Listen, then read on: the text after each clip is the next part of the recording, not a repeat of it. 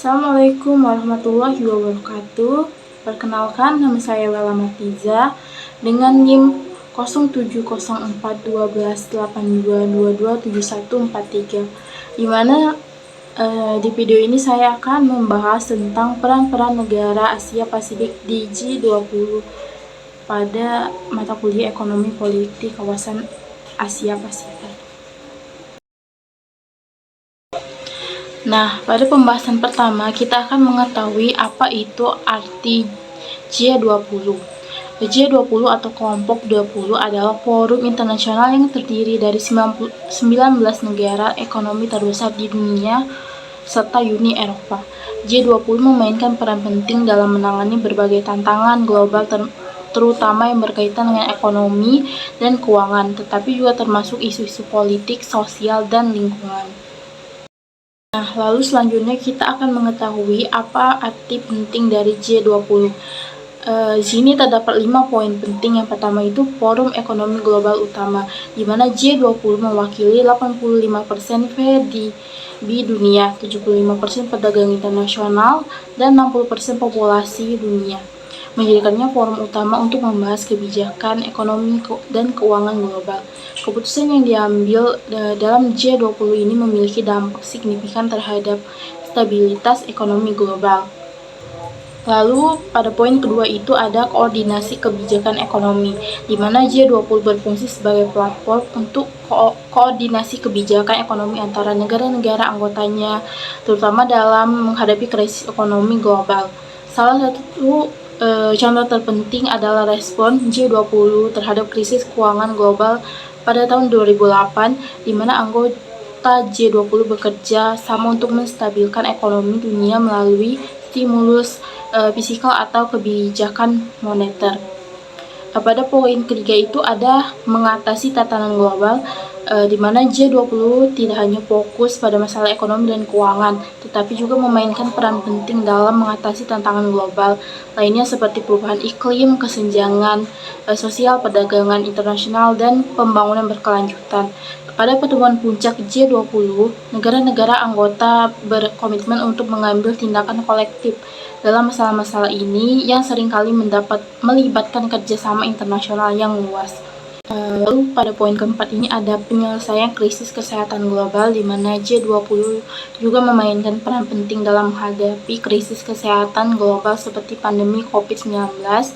Dalam konteks ini G20 berkomitmen untuk mendukung akses vaksin, pemulihan ekonomi yang inklusif, serta meningkatkan sistem kesehatan global agar lebih tangguh dalam menghadapi pandemi di masa depan.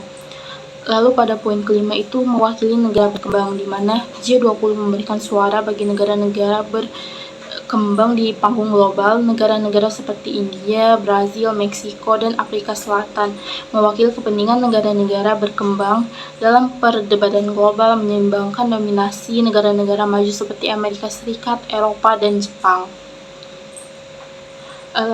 Lalu secara keseluruhan G20 memiliki arti penting karena berfungsi sebagai platform utama bagi negara-negara terkemuka di dunia untuk bekerja sama mengatasi tantangan ekonomi dan politik global.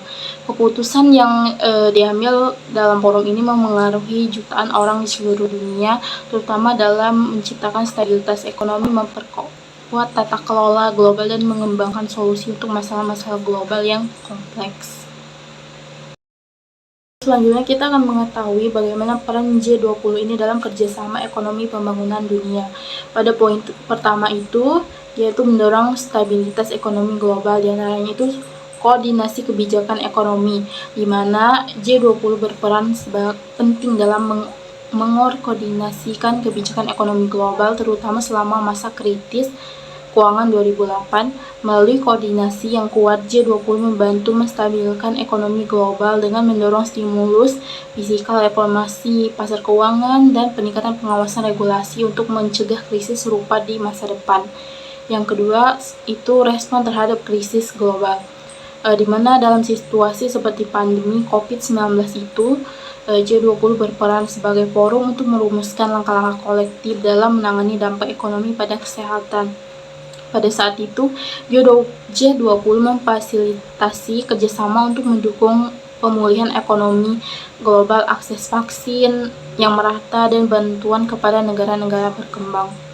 Lalu selanjutnya itu ada pembangunan berkelanjutan, di mana pada agenda 2030 dan tujuan pembangunan berkelanjutan SDGs, yaitu G20 berkomitmen untuk mendukung tujuan pembangunan berkelanjutan Sustainable Development Goals atau SDGs yang diadopsi oleh PBB.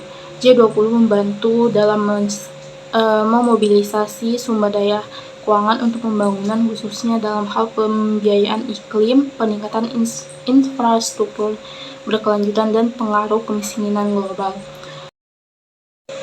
Lalu selanjutnya itu ada perubahan iklim dan energi bersih, di mana G20 berperan penting dalam membahas kebijakan terkait perubahan iklim dan transisi ke energi bersih. Negara-negara G20 berkomitmen untuk mengurangi emisi karbon, meningkatkan penggunaan energi terbarukan sebagai bagian dari upaya untuk mencapai target global dalam Perjanjian Paris 2015 tentang perubahan iklim. Lalu pada poin ketiga itu inklusi finansial dan pengembangan infrastruktur, di mana yang pertama peningkatan inklusi keuangan. G20 mendorong peningkatan akses keuangan untuk kelompok-kelompok yang sebelumnya terpinggirkan, termasuk UKM, usaha kecil menengah, wanita, dan populasi di negara-negara berkembang. Melalui inisiatif ini, G20 memperkuat inklusi finansial untuk mempercepat pembangunan ekonomi dan mengurangi ketimpangan global. Lalu selanjutnya itu ada pembangunan infrastruktur global, di mana G20 juga berfokus pada pengembangan infrastruktur sebagai mesin pertumbuhan ekonomi melalui berbagai proyek investasi infrastruktur. G20 mendorong pembangunan jalan, pelabuhan, dan fasilitas penting lainnya di negara-negara berkembang dan maju untuk meningkatkan konektivitas dan perdagangan internasional. Selanjutnya kita akan membahas bagaimana peran negara Asia Pasifik di G20. Negara-negara Asia Pasifik memainkan peran yang sangat penting dalam G20 ini, baik dalam hal kontribusi ekonomi maupun dalam merumuskan kebijakan global yang inklusif dan berkelanjutan. Yang pertama, di mana kontributor ekonomi global. Salah satu negaranya itu yaitu Tiongkok, di mana Tiongkok sebagai ekonomi terbesar kedua di dunia dan negara dengan pertumbuhan ekonomi yang pesat memiliki pengaruh besar dalam stabilitas ekonomi global. Tiongkok seringkali mendorong agenda terkait perdagangan bebas, reformasi keuangan global, serta pengembangan infrastruktur melalui inisiatif seperti Belt and Road Initiative (BRI). Lalu negara kedua itu ada India, yang memainkan peran penting dalam memperjuangkan kepentingan negara berkembang sebagai negara dengan pertumbuhan ekonomi yang tinggi dan populasi besar. India mendorong pembangunan inklusif, akses ke teknologi, dan kerjasama selatan dan selatan. India juga berperan penting dalam diskusi global tentang transisi energi bersih dan reformasi institusi global. Lalu negara ketiga itu yaitu Jepang, di mana Jepang adalah pemimpin dalam inovasi teknologi dan pengembangan berkelanjutan. Jepang kerap mendorong agenda terkait energi hijau, teknologi canggih, dan transformasi digital di G20. Selain itu, Jepang aktif dalam mengatasi isu perubahan iklim dan mendukung inisiatif global untuk pembangunan kelanjutan. Lalu pada poin kedua itu ada penggerak perdagangan dan investasi internasional. Salah satu negaranya itu yaitu ada Korea Selatan, di mana sebagai salah satu ekonomi maju dengan industri teknologi yang kuat, kerap mendorong bidang ekonomi digital dan teknologi canggih. Korea Selatan juga aktif dalam mempromosikan perdagangan elektronik dan memfasilitasi kerjasama teknologi antar negara G20.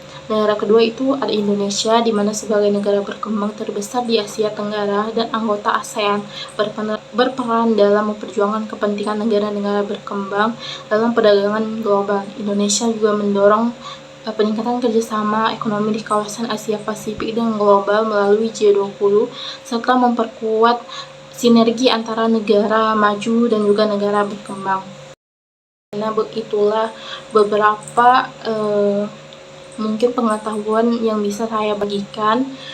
Jadi pada akhirnya saya minta maaf untuk kekurangannya, dan juga terima kasih. Wassalamualaikum warahmatullahi wabarakatuh.